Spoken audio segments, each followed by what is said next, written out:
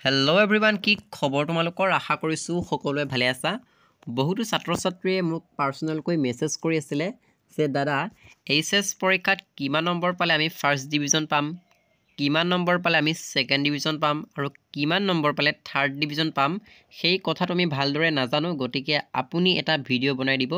এনেকৈ মোক বহুতো ছাত্ৰ ছাত্ৰীয়ে পাৰ্চনেলকৈ মেছেজ কৰি কৈ আছিলে, যাৰ ফলত আজি মই এই ভিডিঅ'টো তোমালোকৰ বাবে আগবঢ়ালোঁ। গতিকে ভিডিঅ'টো স্কিপ নকৰিবা, ভিডিঅ'টো স্কিপ কৰিলে বুজি নাপাবা।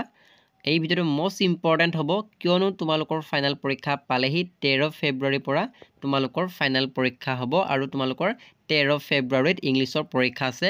গতিকে ইংলিছত কিমান নম্বৰ পালে পাছ কৰিবা, কিমান নম্বৰ পালে ফেইল কৰিবা, সেইবোৰ কথা তোমালোকে জানিব লাগিব। গতিকে এইখন মাৰ্কশ্বিটখন ভালদৰে চাই যোৱা। এই মাৰ্কশ্বিটখন হৈছে মোৰ এজন লগৰ, অৰ্থাৎ 2024 চনত সেই লগৰজনে এক্সাম দিছিলে। তেওঁৰ পৰা মই এই মাৰ্কশ্বিটখন সংগ্ৰহ কৰিছোঁ তোমালোকক ভিডিঅ' বনাবলৈ। গতিকে ভালদৰে ভিডিঅ'টো স্কিপ নকৰাকৈ ভালদৰে চাই যাবা। সেই ছাত্ৰজনৰ বিষয়কেইটা আছিলে ছাবজেক্ট, যেনে ইংলিছ আছিলে, আছামিজ আছিলে, এন্থ্ৰপ'লজি আছিলে, এডুকেশ্যন, পলিটিকেল চায়েন্স আৰু জিঅ'গ্ৰাফী, এইকেইটা বিষয় আছিলে। এতিয়া সেই ছাত্ৰজনে ইংলিছত অৰ্থাৎ থিয়ৰীত পাইছে 42। যিহেতু তোমালোকৰ ইংলিছৰ 100 মাৰ্কছৰ এক্সাম হ'ব আৰু 100ৰ ভিতৰত ইংলিছত পাইছে 42। গতিকে ইংলিছত পাইছে 42। তাৰপিছত আহিল আছামিজ, মিল অৰ্থাৎ আছামিজ, মিল মানে হৈছে আছামিজ। এতিয়া আছামিজত সেই ছাত্ৰজনে 74 পাইছে আৰু 5-6 নম্বৰ কমিল, যাৰ ফলত ছাত্ৰজনে লেটাৰ নাপালে আছামিজত। গতিকে তোমালোকে ট্ৰাই কৰিবা আছামিজত যাতে লেটাৰ নম্বৰ পোৱা। গতিকে আছামিজত কিমান পালে? 74 পালে। ঠিক একেদৰে এন্থ্ৰপ'লজিত পাইছে 60 অৰ্থাৎ 60 নম্বৰ পাইছে আৰু প্ৰেক্টিকেলত পাইছে 26 আৰু 60 আৰু 26 যোগ কৰিলে 86 হয় আৰু এন্থ্ৰপ'লজিত সেই ছাত্ৰজনে লেটাৰ পাইছে। এন্থ্ৰপ'লজিত টোটেল মাৰ্ক পাইছে 86। গতিকে এন্থ্ৰপ'লজিত সেই ছাত্ৰজনে লেটাৰ মাৰ্কছ পালে। এডুকেশ্যনত পাইছে 77 আৰু 2 বা 3 নম্বৰ কমি গ'ল, যাৰ ফলত ছাত্ৰজনে এডুকেশ্যন বিষয়টোত লেটাৰ নাপালে। গতিকে তোমালোকে ভালদৰে পঢ়িবা, এডুকেশ্যন বিষয়টো বহুত ইজি হয়, তোমালোকে পাৰিবাই। গতিকে এডুকেশ্যনত তোমালোকে 80 নম্বৰ পাবা ইজিলি আৰু ছাত্ৰজনে এডুকেশ্যনত পালে 77। তাৰপিছত পলিটিকেল চায়েন্সত পাইছে 55 আৰু প্ৰজেক্ট বা প্ৰেক্টিকেলত দিছে 18 নম্বৰ আৰু পলিটিকেল চায়েন্সত টোটেল মাৰ্কটো পাইছে 73 আৰু 8 নম্বৰ বা 7 নম্বৰ কমিল, যাৰ ফলত ছাত্ৰজনে পলিটিকেল চায়েন্সত লেটাৰ মাৰ্কছ নাপালে। তাৰপিছত আহিল জিঅ'গ্ৰাফীত পাইছে 41, থিয়ৰীত পাইছে 41 আৰু প্ৰেক্টিকেলত পাইছে 27। টোটেল মাৰ্কছ জিঅ'গ্ৰাফীত পাইছে 68। গতিকে ছাত্ৰজনে লেটাৰ কিহত পালে? এন্থ্ৰপ'লজিত লেটাৰ পাইছে।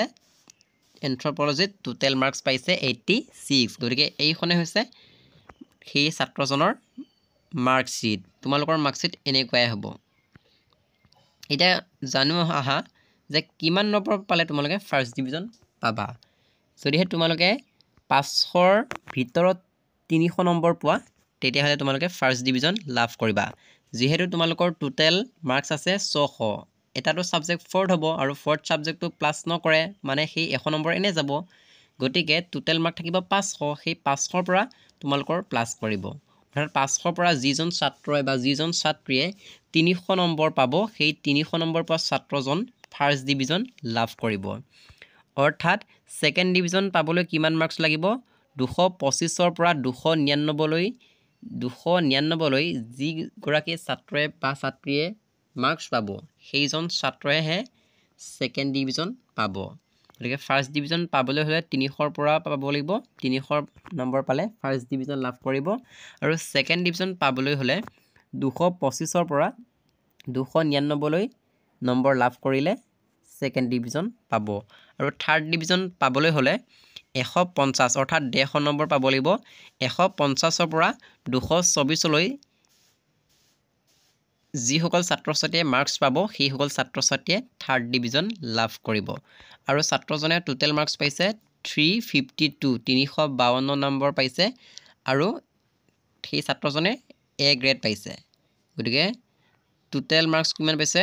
352 এই ছাত্ৰজনে পাইছে আৰু ছাত্ৰজনে ফাৰ্ষ্ট ডিভিজন পাইছে এটা বিষয়ত বা এটা ছাবজেক্টত লেটাৰ মাৰ্কছ পাইছে আৰু সেই বিষয়টো হৈছে এন্থ্ৰপলজি গতিকে যিসকল ছাত্ৰ ছাত্ৰীৰ এন্থ্ৰপলজি এডুকেশ্যন বিষয়টো আছে সেইসকল ছাত্ৰ ছাত্ৰীয়ে ভালদৰে পঢ়া তোমালোকে পাব পাৰিবা যিহেতু এই বছৰ 2025 পৰা 80% যিসকল ছাত্ৰ ছাত্ৰীয়ে পাব সেইসকল ছাত্ৰ ছাত্ৰীহে স্কুটি লাভ কৰিব পাৰিব গতিকে যদিহে তোমালোকক স্কুটি এখন লাগে বা স্কুটি এখন ল'ম বুলি ভাবিছা ভালদৰে পঢ়া আৰু তোমালোকে কিন্তু এইবাৰ 370 নম্বৰ পাব লাগিব 370 ওপৰত পাব লাগিব তেতিয়াহে তোমালোকে স্কুটি নম্বৰ লাভ কৰিবা গতিকে তোমালোকে 370 বা তাৰ ওপৰত গোটাবলৈ চেষ্টা কৰিবা নাম্বাৰ আশা কৰিছোঁ এই ভিডিঅ'টোৰ পৰা কিবা এটা হ'লেও তোমালোকে বুজি পালা বা উপকৃত হৈছা যদিহে ভিডিঅ'টোৰ পৰা উপকৃত হৈছা চেনেলটো ছাবস্ক্ৰাইব কৰি ল'বা ভিডিঅ'টো এটা লাইক কৰি দিবা আৰু তোমালোকৰ বন্ধু বান্ধৱীৰ সৈতে এই ভিডিঅ'টো শ্বেয়াৰ কৰি দিবা আৰু ভিডিঅ'টো কেনে পালা কমেণ্ট বক্সত জনাবলৈ নাপাহৰিবা আৰু তোমালোকে এইবাৰ